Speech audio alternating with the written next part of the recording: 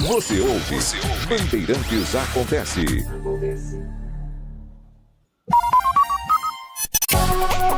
Saber, entender, compreender, conhecer, descobrir. Ouvir. Bandeirantes Acontece.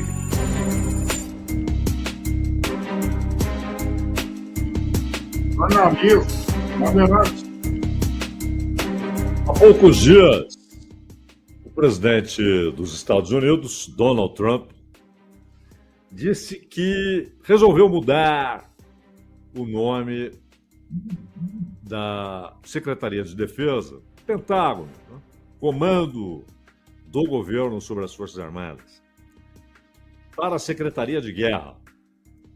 Nada de relevante na simples mudança. O Trump, inclusive, alegou, é bom lembrar que até o final da Segunda Guerra Mundial, o nome era Secretaria de Guerra. E quando os Estados Unidos despejam aquelas duas bombas sobre o Japão em 45, as duas bombas atômicas, eles decidiram mudar, uma espécie de tentativa de demonstrar compromisso de que aquelas armas não seriam usadas irresponsavelmente. E por isso decidiram, nós somos agora a Secretaria de Guerra, a de Defesa. Significa que tem tal poder de destruição que nós só queremos usá-la defensivamente, como resposta, nunca como ação inicial. As coisas mudaram, porque 4 anos depois a União Soviética também já tinha suas armas atômicas, e depois os dois países desenvolveram as bombas de hidrogênio. Esse clube foi crescendo, inclusive com apoio dos Estados Unidos, França e Reino Unido passam a ser potências militares. A China teve muitos atritos com a União Soviética, exatamente porque a União Soviética não queria que a China tivesse armas nucleares. E o Stalin já havia morrido em 53 e as tensões foram crescendo até que houve tiroteio na fronteira e afastamento, e a China se aproximou dos Estados Unidos, ainda com Mao Tse-tung no poder. Ainda com Mao Tse-tung, ou, como dizem lá, Mao Zedong no poder. Pois bem, o Trump, então, resolveu mudar a história. Em vez de contar a história real, olha, como havia bomba atômica, que na época era isso, bomba atômica, não havia bomba de hidrogênio, né? Houve a mudança. E agora nós decidimos que voltará a ser Secretaria de Guerra, ou Departamento de Guerra, né? Secretaria, porque há um secretário, mas o nome é Departamento. Departamento de Guerra, como era Departamento de Defesa e antes Departamento de Guerra. Mas não, ele resolveu dizer que naquela época foi uma concessão progressista que fez com que os Estados Unidos mudassem o nome do departamento de Departamento de Guerra para Departamento de Defesa. Ele inventou essa história, é uma invenção, nada mais que isso. Mas, ao tentar explicar, ele foi além dessa lorota que ele contou, essa cascata que ele inventou, que foi por progressismo, essas bobagens. E aí,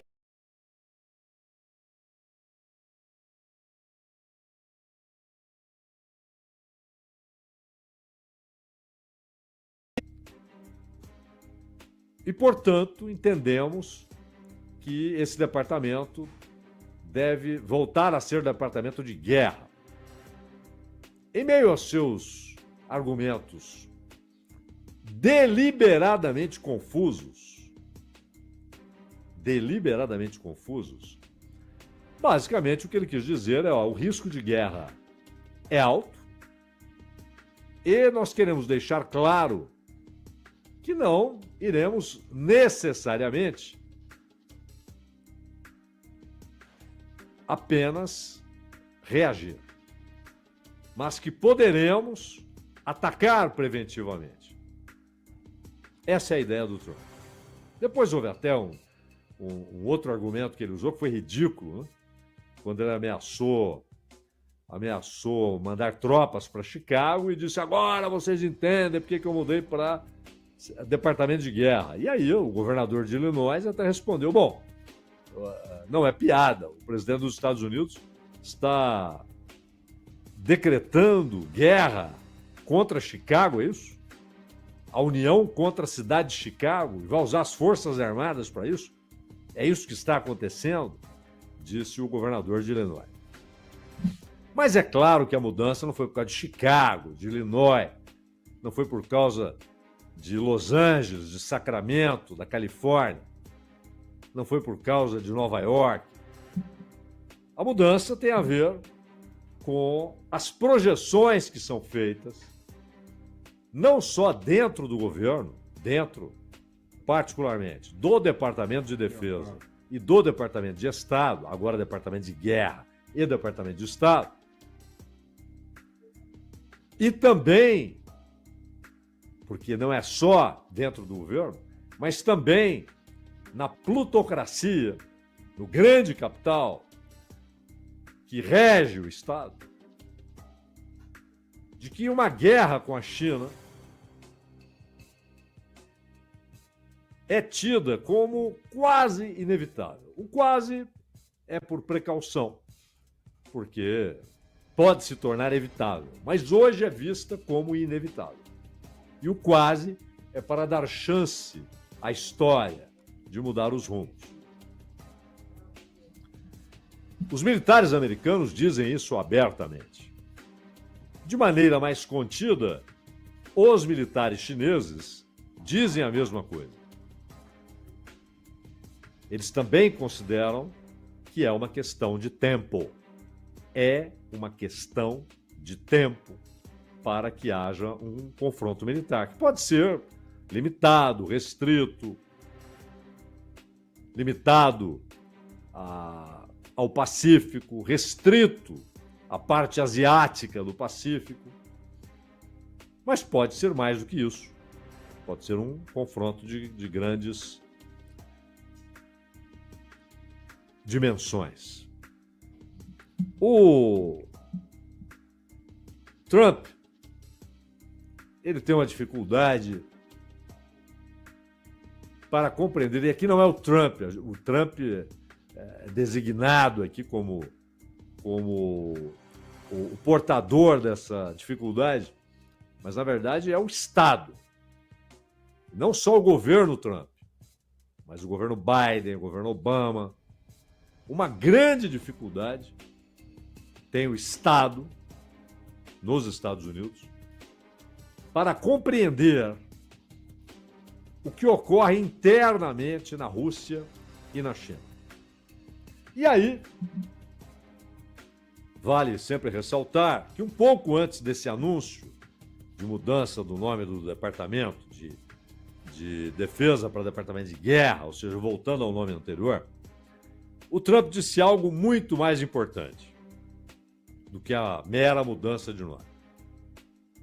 Vocês se lembram? A China comemorou 80 anos do fim da guerra. Ao contrário da Rússia, dos Estados Unidos, da França, que comemoram em maio, ou seja, com a rendição da Alemanha em 45, a China comemora em setembro, porque o fato cabal para a definição dessa data é a rendição do Japão. A mesma comemoração é feita na Coreia e no Vietnã. A Coreia ainda era a Península Coreana, não havia norte e sul. Também foi ocupada pela China e o Vietnã também. Foi ocupada pelo Japão e o Vietnã também. E se libertaram com a derrota japonesa. Mas também, no caso específico do Vietnã, com um trabalho extraordinário de sua guerrilha comandada pelo Ho Chi Minh. que venceu os japoneses, depois os franceses, depois os americanos, e ainda ganharam da China em 79, quando a China invade o Vietnã, porque o Vietnã havia derrubado o governo do Pol Pot, o governo sanguinário do Pol Pot no Camboja. Mas, quando houve essa comemoração, lá estava Kim Jong-un, presidente da Coreia do Norte, o líder da Coreia do Norte, Vladimir Putin, presidente russo, e Narendra Modi, primeiro-ministro da Índia. Houve a cúpula de Xangai, que é de uma organização que reúne países da Ásia e da Eurásia, como a própria Rússia e a Turquia. Tanto que também lá esteve o Erdogan, na cúpula de Xangai. E no desfile militar, ao lado de Xi Jinping, estavam Kim Jong-un, Narendra Modi e Vladimir Putin. E aí, Trump escreveu o seguinte: parece que perdemos a Índia e a Rússia para a China mais profunda e sombria, que tenham um longo e próspero futuro juntos, disse o Trump. Ele elogiou o desfile militar, disse que achou belíssimo, maravilhoso. E aqui entra um outro aspecto, mas aí esse sim é pessoal. É Trump, não é o governo dos Estados Unidos, ou o Estado, ou a plutocracia. É Trump.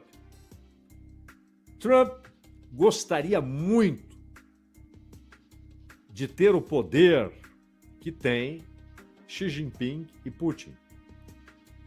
Bom, mas ele não é poderoso? Muito. Nenhum governante na Terra tem mais poder do que o presidente dos Estados Unidos. Mas é o exercício de um mandato. O mesmo ocorre com Putin e com Xi Jinping. É um mandato. Porém, na Rússia, as mudanças na Constituição praticamente abrem a possibilidade de que Putin fique no governo até 2036, aproximadamente. Claro, isso depende da saúde do cara, de acontecimentos internos, etc. E o Xi Jinping, quando ascendeu ao topo do poder na China, acumulando a Secretaria-Geral do Partido, o comando do Exército do Povo, e aí não é uma coisa automática, é presidente, tem o comando do Exército do Povo. Não, ele tem o comando da Comissão Militar, que forma, com o Partido Comunista, a base do poder na China. Havia um acordo para, no máximo, 2 mandatos de 5 anos. Isso valia para Hu Jintao. O Xi Jinping conseguiu mudar isso dentro do partido e dentro do Congresso do Povo, assim chamado, que é o parlamento, e, portanto, não tem limite para reeleições. E Trump aprecia muito essa ideia. O mandato de 4 anos, e no caso dele, sem possibilidade de reeleição, por impedimento constitucional, uma emenda que vem do início da década de 50, porque antes não havia esse limite, mas havia um acordo. Washington não quis um terceiro mandato. John Adams não, porque ele só teve um mandato. Mas o terceiro, Thomas Jefferson, não quis um terceiro mandato. E aquilo virou uma referência. Se esses caras entenderam que não seria bom dar tanto poder a alguém, poder continuar na presidência, que ninguém se atreva a isso. E só ocorreu de fato uma vez com Franklin Delano Roosevelt, por circunstâncias muito especiais, a grande crise nos Estados Unidos, a Grande Depressão, e a Segunda Guerra Mundial. Então ele foi eleito 4 vezes e morreu no início do 4º mandato, em abril de 45. Ninguém mais.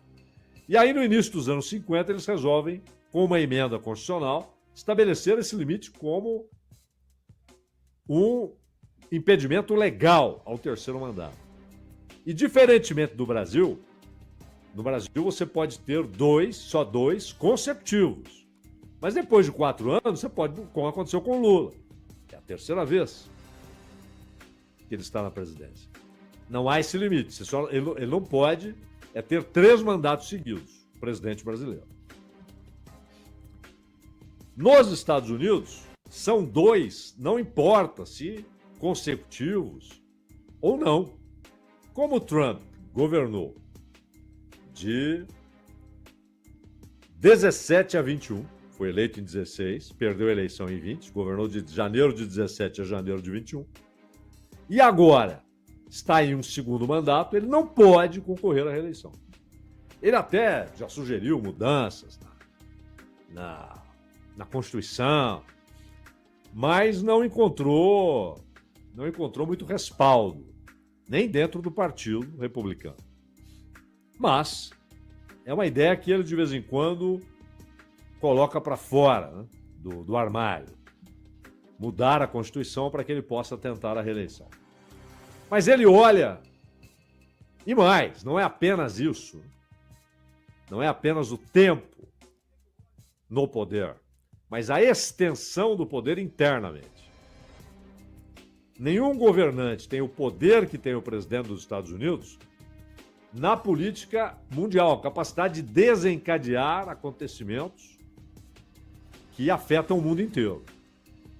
Nenhum país tem o poder que os Estados Unidos têm em influência mundial, econômica, militar, política.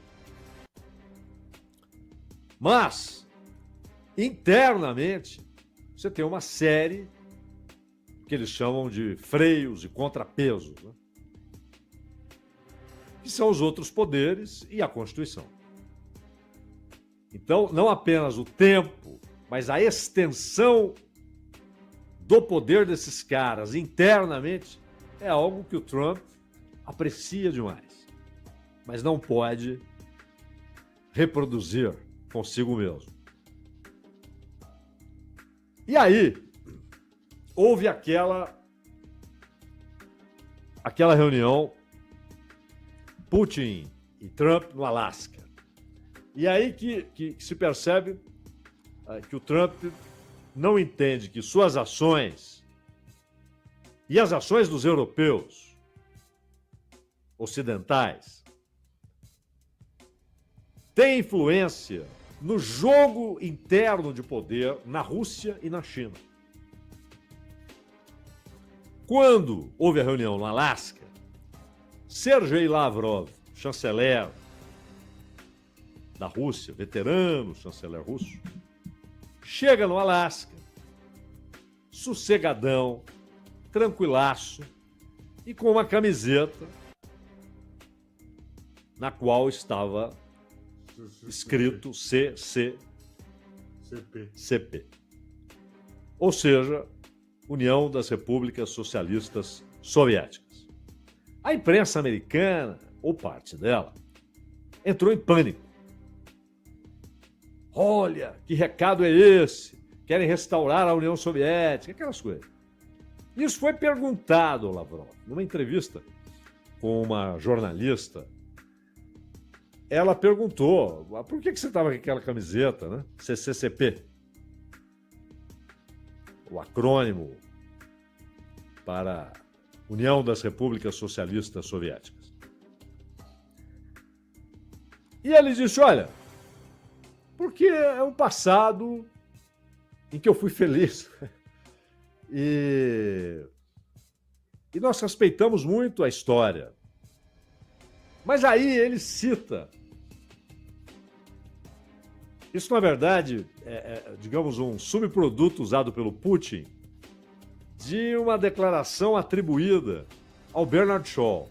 Já vi outros autores recebendo crédito, mas a construção da frase realmente remete a Bernard Shaw, que ele dizia, quem não é socialista até os 30 não tem coração. Quem continua sendo depois dos 30 não tem cabeça. Era a pilhéria do Bernard Shaw, atribuída a ele e pela construção da frase e tal. Provavelmente foi ele quem disse. E o Putin disse o seguinte, que não lamentar o fim da União Soviética, não reconhecer a sua história e o seu papel no equilíbrio global, no tempo de duas superpotências perfeitamente reconhecidas e definidas como tais superpotências. O Putin dizia, quem não lamenta o fim, não entende a história. E não tem coração para o que aconteceu num país que, nas palavras do Isaac Deutscher, que em certo momento da vida foi trotskista, depois deixou de ser, mas ele dizia que a revolução, e aí no caso ele fala especificamente de Stalin, recebeu um país na era do arado e entregou na era atômica. E depois da morte do Stalin, na era espacial. Yuri Gagarin, essa história toda. E um país que tinha, em 1917, 80% de analfabetos,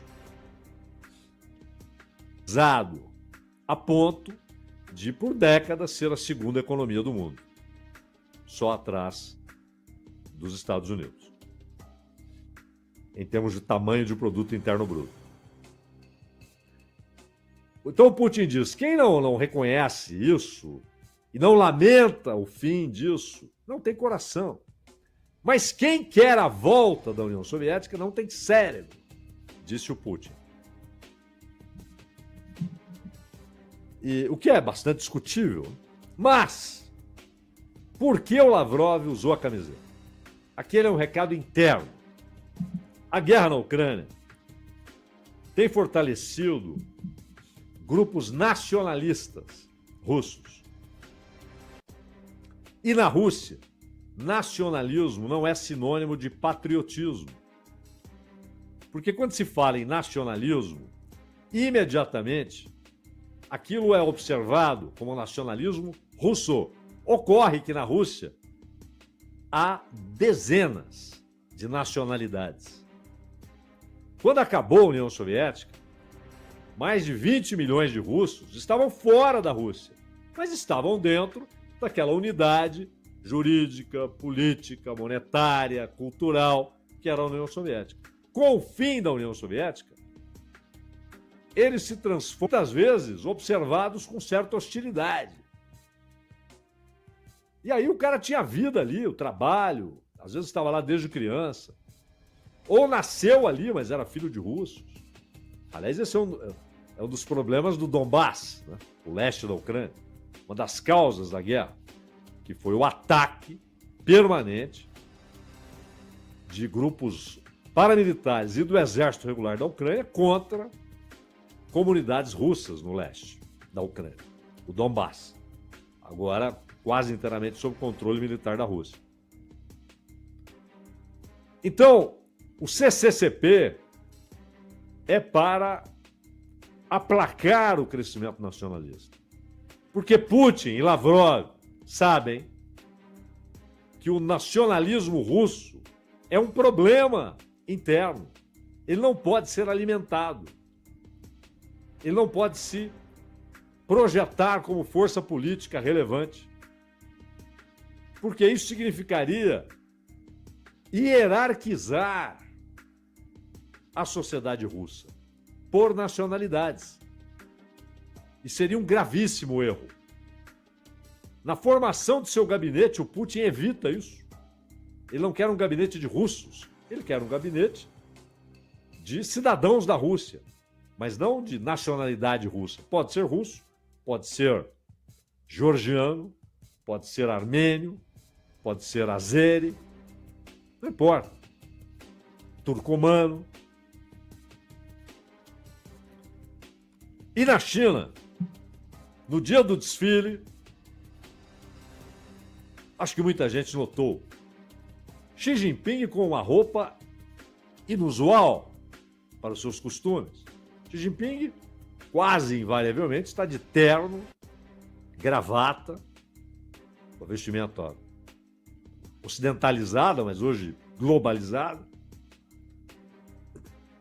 Às vezes, quando visita, e ele faz muito isso, visita cidades distantes, vilarejos, etc.,